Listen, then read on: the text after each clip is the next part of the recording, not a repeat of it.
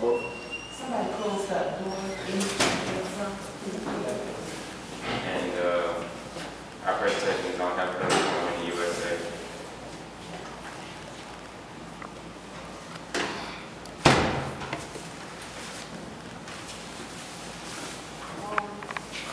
Healthcare reform is only a rubric used for discussing healthcare policy creation or changes. It attempts to expand healthcare providers for people to choose from, gives more healthcare to citizens. It decreases the cost and broadens the population that receives healthcare.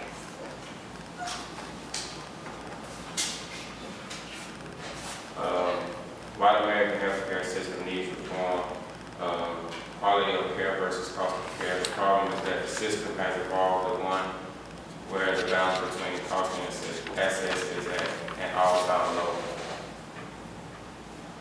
Another one will be patient safety. The time constraints lead to further safety questions. Safety problems account for 98,000 or more Americans' deaths each year. The United States is the only wealthy industrialized nation that does not have a universal healthcare system. 16.3% of Americans were without health insurance in 2010, and of the 83.7% of people who did have health insurance, they were covered by employment-based, government-funded, indirect purchase. The primary reason for lack of health insurance in 2005 was because loss of jobs and change in employment. Medicaid benefits stopped 10% of people ineligible for family insurance.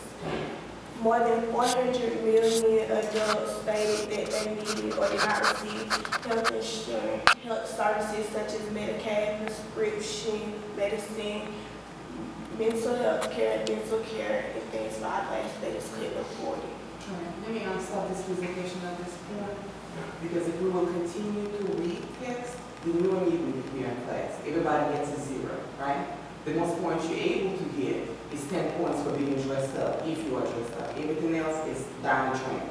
So if this is what you come to earn, there is no point of doing anything, because this 10 points may not help you.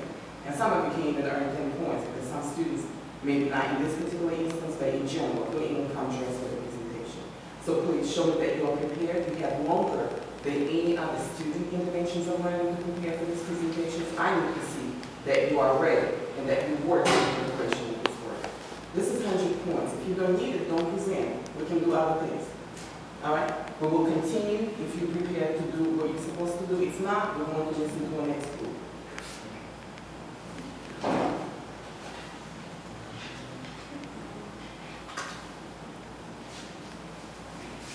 Medicaid makes up 15.4% of the people in the U.S. who have insurance. Medicaid is only a state and federal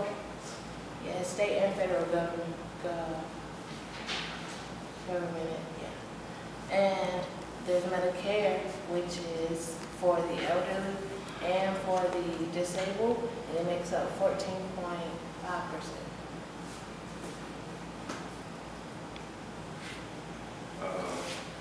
Healthcare in the United States were nearly $2.6 trillion in 2010, an average of $8,402 per person. 75% of all healthcare dollars are spent on patients with one or more chronic conditions, and many of which can be prevented, including diabetes, obesity, heart disease, lung disease, high blood pressure, and cancer. Since 2001, employer-sponsored healthcare coverage for family premiums has increased by 113%. Because people aren't eligible to get health insurance, when people get pregnant, their prenatal care is less. So every 1,000 babies that are born, 6.9% of them don't survive because they haven't gotten proper treatment and been taken care of. And 3,000 infants die in the United States each year, and 1 in 8 births were born, and they just didn't survive.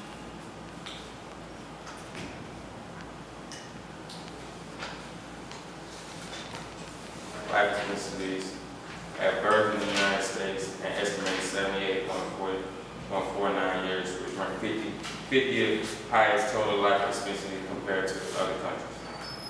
People without health care insurance had a 40% higher risk of death than those with private health insurance, a result of being unable to obtain necessary medical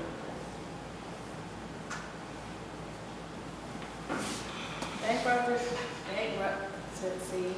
makes up 62% of the healthcare claims, 62% of the bankruptcy in the U.S. It comes from people who are middle class, well-educated people who just are sick, and most of them are people who have health insurance. Providers and education, people that are young like us, they can stay on their parents' health insurance as long as they're in school and they don't have a job that covers the health insurance that they need. They can stay on their parents. And this all started since 2011, and now it's made that prescriptions are made easier to get. So if you have a private health insurance, it'll cost more than like having Medicaid or something. So they just make it so we don't have to go out and get the most expensive. We can stay on our parents, so it'll be more affordable for people since we don't have full-time jobs that cover it and we're still in school.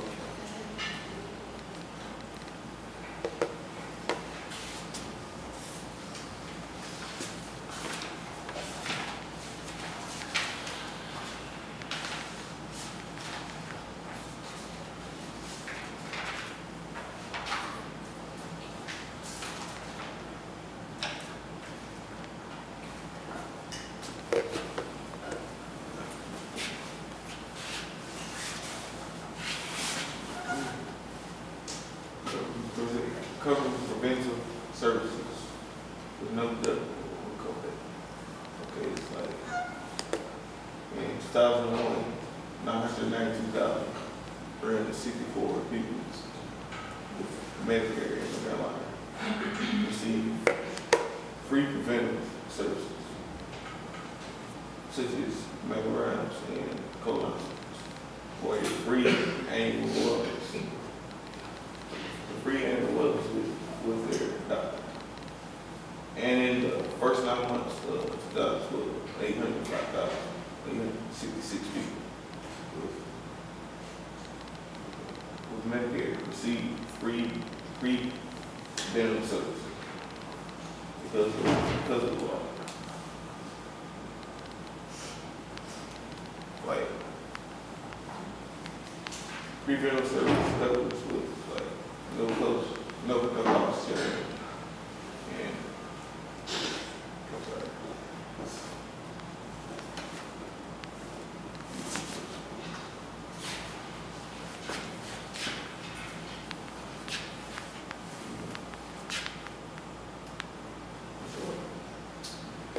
Every state and for the first time, federal law insurance companies are required to publicize, justify their actions if they want to raise rates by 10% or more. North Carolina has received 4,984,080 million under the law to help fight unreasonable premium increase. The United States, the government, they give out grants to help better the process of health insurance and things. And they do research, planning, other developmental things to prevent illnesses. And the Affordable Health Care Act just it gives new funding to support policies in North Carolina, and every state runs differently.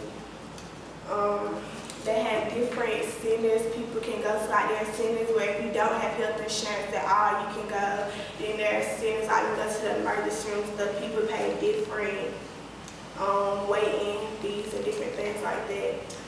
And this supports the work to build healthcare workforces to support public health.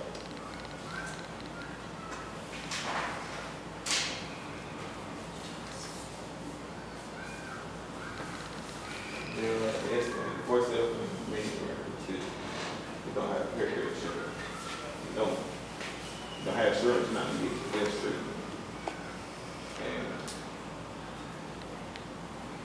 pretty much like raising insurance. Mr. Corbett, do you have your own information to present?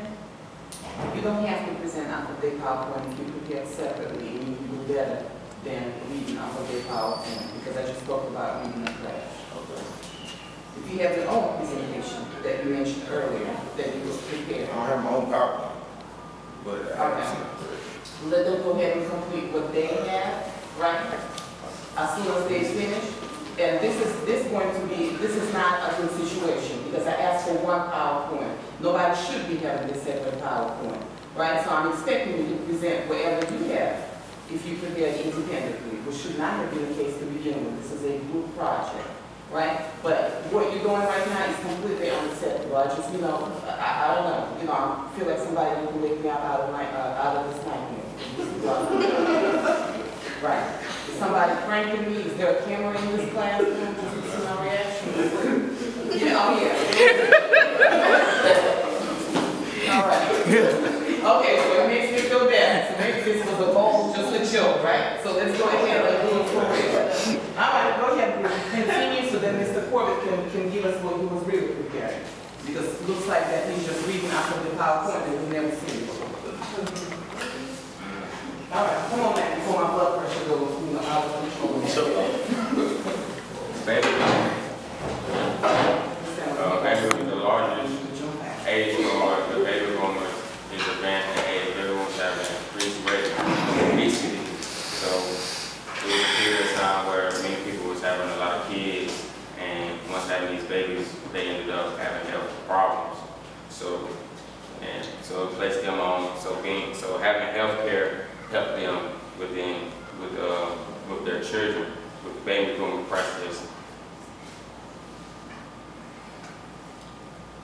The Obama plan is really here to lower the cost of health care, prevent insurance companies from dropping coverage when people are sick and need it the most, and creates a new insurance marketplace, the exchange that allow people without insurance and small businesses to compare plans and buy insurance. Things Obama had did since he's been at was in 2010 he did an Affordable Health Care Act, and also he did a Patient's Bill of Rights. In 2011 he did the Prevention Service, which makes people with health insurance with like Medicaid and stuff get 50% off brand name drugs. In 2012, the care organization and Centrum are increasing Medicaid payments and health insurance exchanges.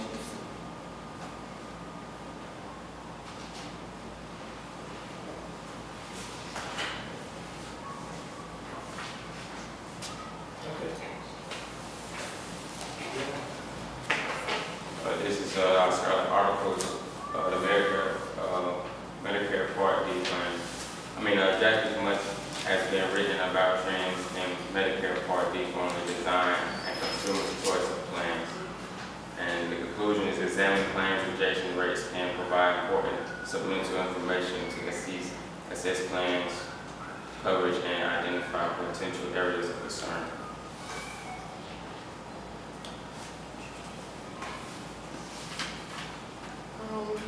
I had the impact of clinical complexity on the quality of diabetes care, which is basically patients with greater complexity receive greater care for diabetes, and people whose diabetes are not as high risk get put down lower for the health care. And I had cancer related. Basically, since the cancer is supposed to increase in the next 10 years, so they're trying to make it so instead of people having one type of cancer and it leading to another type of cancer, they're able to detect it to save money so that they don't have to go through so many treatments, because most people that have cancer, they can't afford the different types of treatments, so they're just trying to make it so it's early detected, it costs less money, and people can live better with the health insurance they have, and it's not going to Question, what do you think will happen to the Obama plan after this presidency ends in 4 years?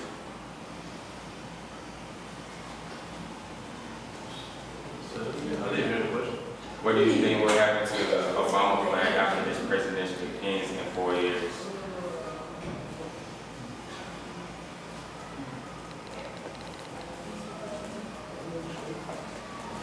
I think that it'll still be in play because it's popular nowadays and everybody needs healthcare. How much is healthcare reform likely to cost over the next 10 years?